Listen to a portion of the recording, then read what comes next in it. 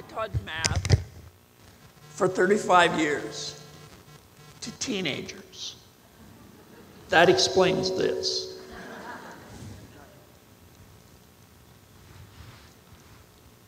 I was hired to teach math, but I really wanted my students to be dreamers, to write big, bold stories with their lives, and then discover the courage to live them out.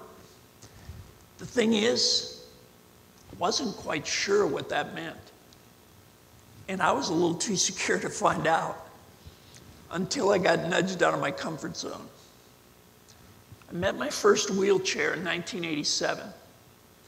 It was a few weeks after a 9-foot fall from a roof while installing some Christmas lights. Some therapists rolled me into a hallway where I saw a strip of tape on the floor. I was supposed to roll my chair 10 feet, and I couldn't do it.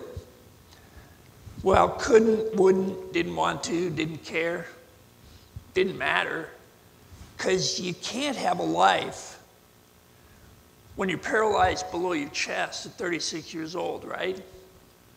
I just wanted them to leave me alone and let me roll into a corner and die. See, I'd lost hope. And without hope, we die inside anyway, even when our hearts keep beating. Hope is what lets us dream. Hope lets us look forward with a confident expectation about the future. Hope lets us believe our pain won't be wasted. Hope changes what's possible. I met my first handcycle about 12 years later. Some friends insisted that I try this odd-looking contraption. I thought they were nuts, but they wouldn't take no for an answer. My first ride wasn't exactly the stuff of dreams. It was 2 blocks in 30 minutes, but I was hooked. It's all it took. I'd found my thing. And on that 2-block ride, I found one other thing. I began to rediscover hope. Now that hope reappeared slowly, a block or 2 at a time, then a mile, then eventually dozens and hundreds and thousands of miles around the streets and trails of Fort Collins. And as I got a little faster and a little stronger, this crazy dream began to emerge. I wonder if I could do a real cross-country ride, but that's silly. Because guys with injuries like mine don't do cross-country rides. But real dreams have this way of hanging around, and this one wouldn't go away. So I talked it over with some friends. And one especially wise friend helped me understand that a dream worth following has to be about something bigger than yourself. A dream has to be a story worth sharing. So in September of 2011, my wife and I met some friends at Lake Itasca, Minnesota, at the headwaters of the Mississippi River. And over the next few weeks, I rode my bike to New Orleans. The guy who couldn't move 10 feet cranked a handcycle the entire length of the Mississippi River, 1,500 miles. It was an outrageous story. And along the way, we shared it with more than 4,000 people and managed to raise $60,000 to feed hungry kids.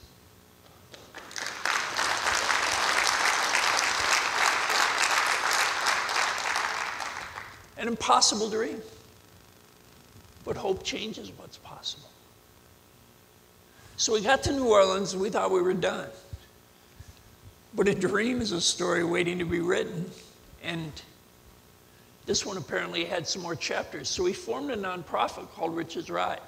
And over the last 4 years, we shared this crazy story with people all over the country. And then the dream evolved again into the idea of taking a community of riders along with us. So a week from today, we're going to take off on the 3rd edition of the Front Range Freedom Tour. A group of 16 riders and a support team will join us. We'll start in Cheyenne. We'll travel 500 miles along the Front Range of Colorado and end up in Raton Pass.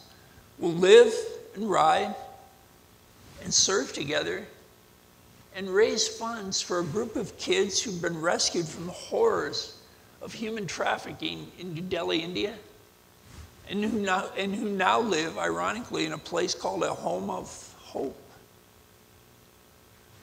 That's the story of my dream. But I believe we're all dreamers. And I believe your dream is a story waiting to be written. When I think about dreams, I like to think about this hill. I'm climbing this hill on a hand cycle. Now, it's beautiful. It's also really hard because it's steep and it's 3 miles long. It's the kind of thing dreamers do when they believe in spite of the evidence and then watch the evidence change. So let's take me out of the picture. What's your dream?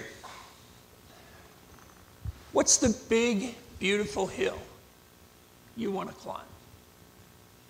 What's the story that's waiting for you to write it? And don't imagine that you can know where that story will take you. At least not until you start to follow it. See, I thought my story was Rich's ride. Turns out it's not about Rich and it's not about a ride. These days, it's about a community of people surrounding a group of kids halfway around the world that I'll never meet. How cool is that? And remember the words of my wise friend. Your dream must be about something bigger than yourself. See, as a dreamer, you'll encounter fellow travelers struggling up similar hills. So let's take you out of the picture. Imagine someone you know at the bottom of their own hill. Maybe they're facing their own strip of red tape, saying, I can't do this. Maybe they've lost hope. You get the awesome opportunity to come alongside them and say, let's go. I can help. And when you do that, you share courage. That's called encourage. And when you help someone to the top of a hill, you get to share this magnificent view with someone who understands the service and sacrifice it took to get there. And nothing is better than that. You know, I never did figure out how to teach my students to be dreamers. Maybe that's not something you can teach.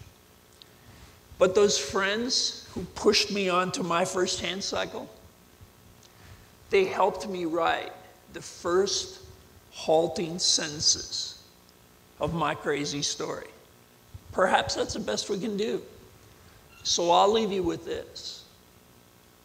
What's your dream? What's the big, beautiful story that's waiting out there for you? Because your dream is a story waiting to be written. And I believe this. If an old bald guy in a wheelchair can do this, the world can't wait for your story. Thank you.